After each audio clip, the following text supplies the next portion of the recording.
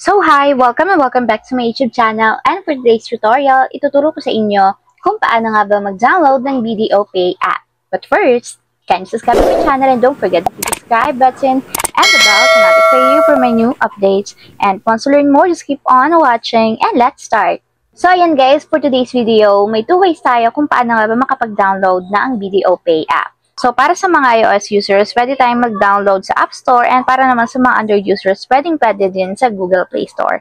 So, ayan guys, i-open ko na yung aking Google Play Store. And then, pagka-open guys, dito sa ating Google Play Store, pumunta lang tayo sa search bar.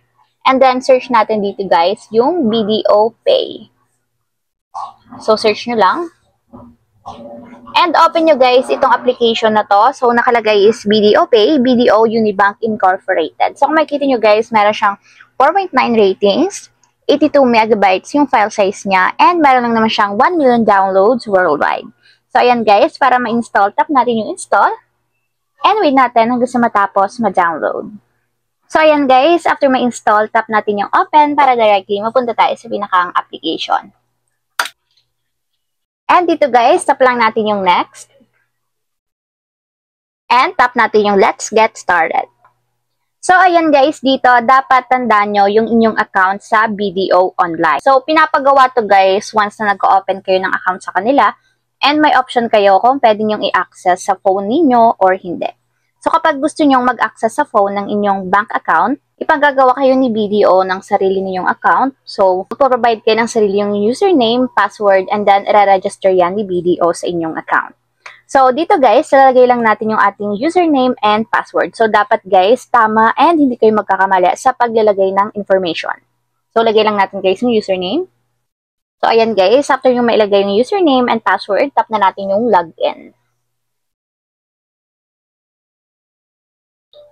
So, ayan guys, once na magla-login kayo ng account sa phone or ng BDO account niyo, may magsasend na OTP sa inyong registered mobile number to make sure na kayo talaga yung nagsasign in ng inyong account. So, lagyan nyo lang guys yung OTP code na sinend sa inyong phone number.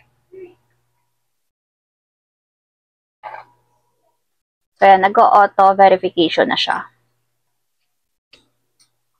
So, dito guys, pwede yung i-enable yung inyong biometrics. So, tap natin yung enable biometrics. So, i-register nyo lang guys yung inyong fingerprint. And bukod guys sa fingerprint, pwede din kayong maglagay ng sarili nyong PIN habang magbubukas kayo ng inyong BDO Pay app. So, mag-set lang kayo guys. And then dito guys is i-re-enter nyo lang, lagay nyo ulit yung inyong PIN. And then after nyo may lagay guys yung inyong create na PIN, tap na natin yung next.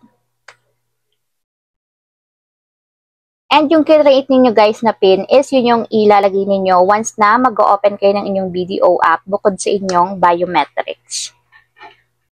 And tap na natin guys dito yung start using BDO Pay since nakaset up na yung ating account dito sa BDO Pay app. So ma-access yun na guys yung inyong bank account. So dito pwede kayong mag-transfer, mag-send money, or mag-pay gamit ang BDO Pay app. So, ayun lang guys. Ganun lang kasimple. Sana nakatulong sa inyo. If you have a question, can you comment down below and don't forget to hit the subscribe button and the bell to notify you for my new updates.